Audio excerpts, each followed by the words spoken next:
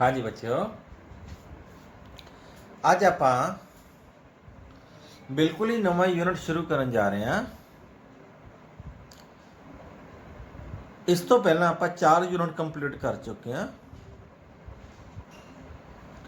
ਤਾਂ ਲਗਭਗ 50% ਦੇ ਕਰੀਬ ਆਪਾਂ ਸਿਲੇਬਸ ਨੂੰ ਨੇੜੇ ਲੈ ਲਿਆ ਜੇ ਯੂਨਿਟ ਕੰਪਲੀਟ ਕਰ ਲੈਂਦੇ ਹਾਂ। ਯੂਨਿਟ 1 ਕੰਪਲੀਟ ਕੀਤਾ ਆਪਾਂ, ਫਿਜ਼ੀਕਲ ਵਰਲਡ ਐਂਡ ਮੈਜ਼ਰਮੈਂਟ।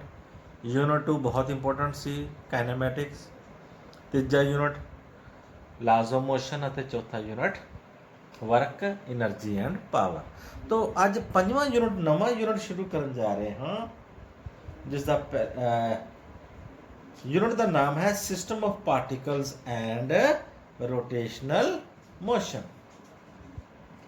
ਠੀਕ ਹੈ ਜੀ, तो ਉਹਦਾ ਪਹਿਲਾ ਚੈਪਟਰ ਅੱਜ ਪੜਨ ਜਾ ਰਹੇ ਹਾਂ, system of particles and rotational motion ਦਾ। ਠੀਕ ਹੈ ਜੀ, ਲੈਟਸ ਡਿਸਕਸ ਇਟ। ਸਭ ਤੋਂ ਪਹਿਲਾਂ तो रिजिड बॉडी की होंगी है, we should have to know what is a rigid body.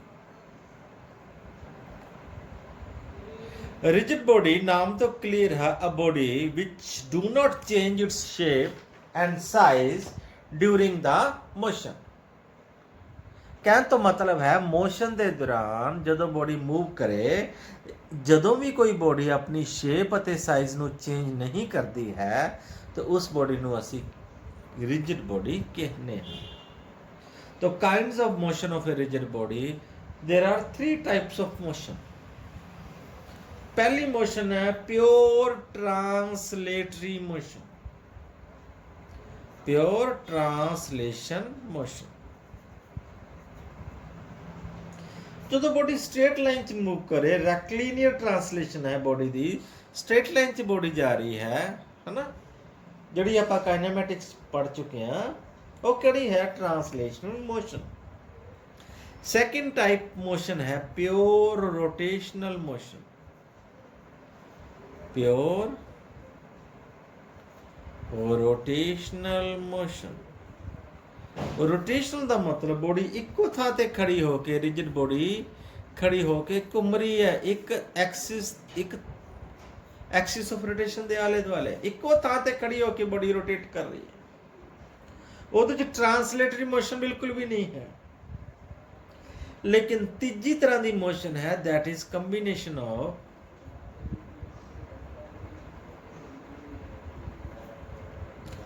Translational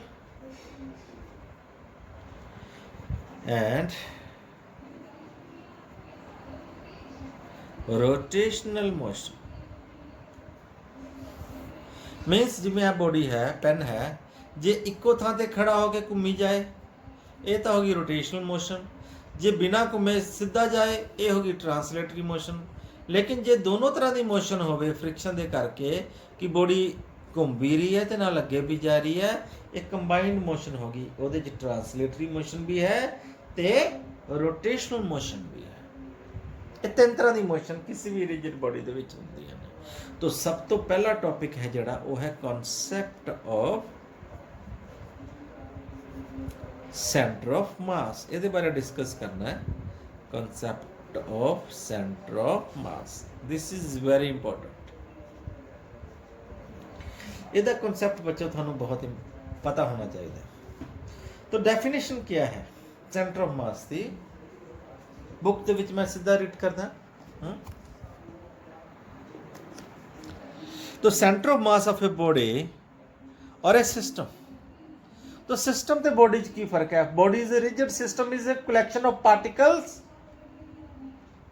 2 or more particle is called a system. जदों किसी बॉडी दे विच, किसी सिस्टम दे विच किसी 2 या 2 तो ज़्यादा पार्टिकल्स होंदे ने ते उसनूं आपां सिस्टम कह दिंदे आ।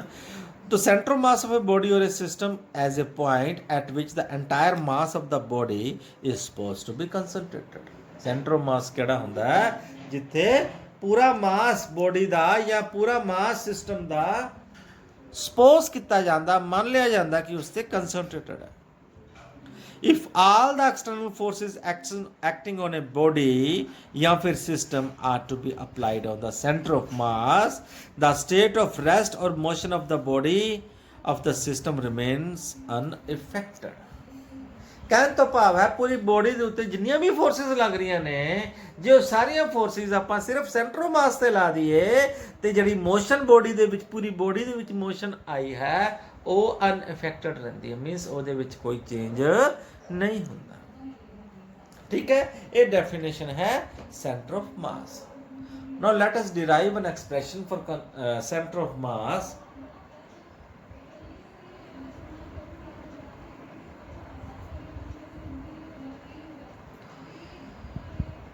of a two particle system।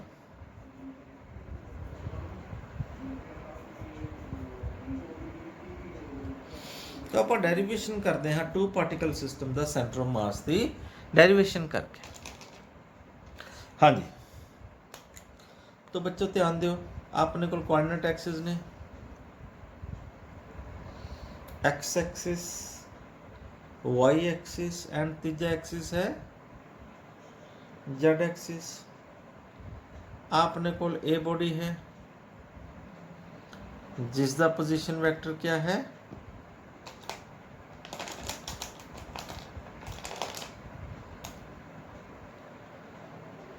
R1 vector, a body है। आ है बॉडी बी,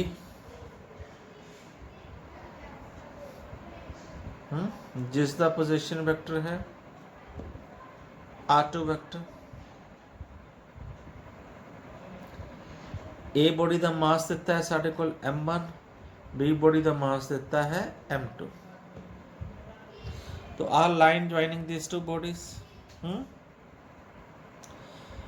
ए बॉडी के उत्ते फोर्स लग रही है एक्सटर्नल फोर्स, तो बी बॉडी के उत्ते भी एक फोर्स लग रही है एक्सटर्नल फोर्स, बाहरी फोर्स। ए बॉडी के उत्ते फोर्स लग रही है उन्होंने लिख दिया F1 इन वैक्टर फॉर्म, जी बी बॉडी ते फोर्स लग रही है उसने लिखने F2 इन वैक्टर फॉर्म। आ पॉइंट है centre of mass, not necessarily कि it should be at centre, जरूरी नहीं है कि सेंटर च ही होवे, मैं ताई थोड़ा साइड ते दिखाया है। तो this is R vector is position vector of its centre of mass. मैं ए बॉडी वाल दिखाता तो नो डाउट ए बॉडी का जोड़ा मास है बी बॉडी तो थोड़ा ज़्यादा होएगा। जे ए बॉडी तो बी बॉडी का मास बराबर होए तो एग्जैक्ट सेंटर दे विच होएगा। तो की रिलेशन है आर वैक्टर का M1 R1 M2 R2 नाल, यदि डेरिवेशन करन जा। ठीक है जी, तो लो देखते हैं जी किवें यदि डेरिवेशन करते हैं। सब तो पहला तो सानू पता दिस इज एन ओरिजिन ओ, तो ओ ए वैक्टर मैं लिख सकता हाँ R1 वैक्टर, तो ओ बी वैक्टर मैं की लिख सकता हाँ R2 वैक्टर। तो V1 is the velocity of a particle, तो इनू मैं लिख सकता dr1 upon dt, and V2 is velocity of B particle, लिख सकता rate of change of its position with the time. Now ध्यान दो जी, F12 वेक्टर क्या है, इंटरनल फोर्स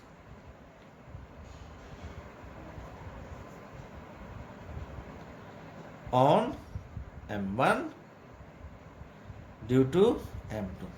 एक इंटरनल फोर्स लग रही है M1 उत्ते बच्चे दो फोर्स लग रही है।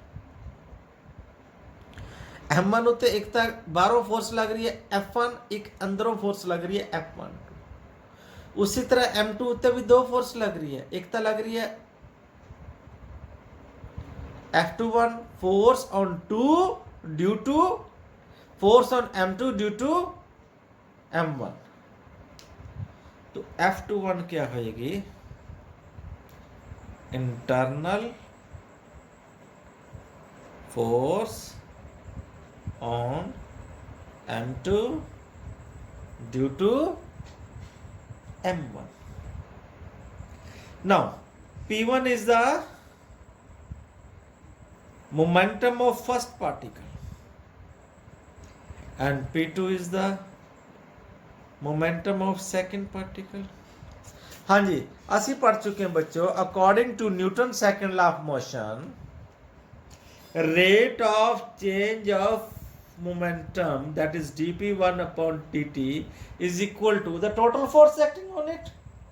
तो इस ते दो फोर्सेस लग रही है बेटा m1 ਤੇ ਇੱਕ f1 ਦੂਜੀ f12 means dp1 upon d2 ਦੀ ਆ ਵੈਲਿਊ ਪੁੱਟ ਕਰ ਸਕਦਾ ਮੈਂ ਤੁਹਾਡੇ ਨਜ਼ਰ ਆ ਰਿਹਾ ਹੋਵੇਗਾ m1 v1 p1 ਦੀ ਥਾਂ ਤੇ तो d upon dt ਦੀ ਵੈਲਿਊ ਹੋ ਜਾਏਗੀ m1 v1 vector that is equal to f1 vector plus f12 vector.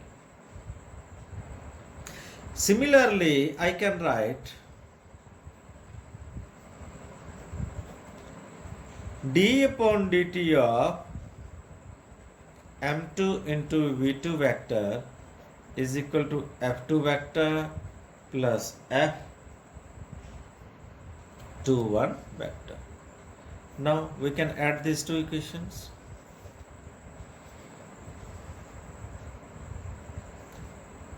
Adding equation 1 and 2 दोनों ਨੂੰ ऐड कर देने d upon dt of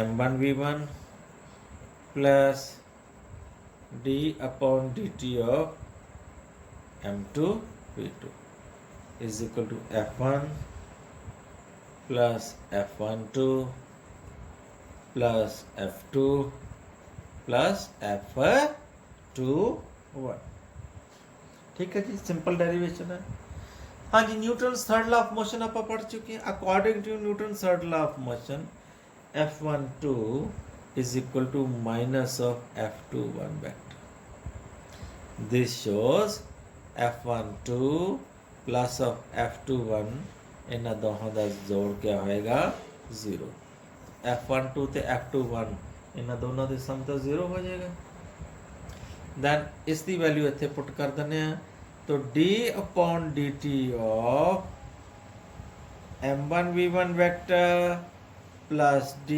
upon dt of m2 v2 vector will be is equal to f1 plus f2 that is equal to f total की external force total external force ठीक है जी हाँ जी velocity ਦੀ value ਮੈਂ ਦੱਸ ਚੁੱਕਿਆ ਹਾਂ velocity ਦੀ value ਕੀ ਹੁੰਦੀ ਹੈ ਆ ਤੁਹਾਡੇ ਸਾਹਮਣੇ ਇਕੁਏਸ਼ਨ ਲਿਖੀ ਹੈ velocity the v1 vector is equal to dr1/dt ਇਹ ਮੈਂ ਇੱਥੇ ਪੁੱਟ ਕਰ ਸਕਦਾ v1 ਦੀ ਵੈਲਿਊ drt/dt तो v2 ਦੀ ਵੈਲਿਊ dr2/dt ਇਹ ਵੀ ਇੱਥੇ ਪੁੱਟ ਕਰ ਸਕਦਾ तो ਪੁੱਟ ਕਰਦੇ ਹਾਂ ਇਹਦੇ ਵਿੱਚ d/dt ਵੱਡੀ ਬ੍ਰੈਕਟ ਪਾ ਦਿੰਦੇ ਆ m1 into dr1/dt plus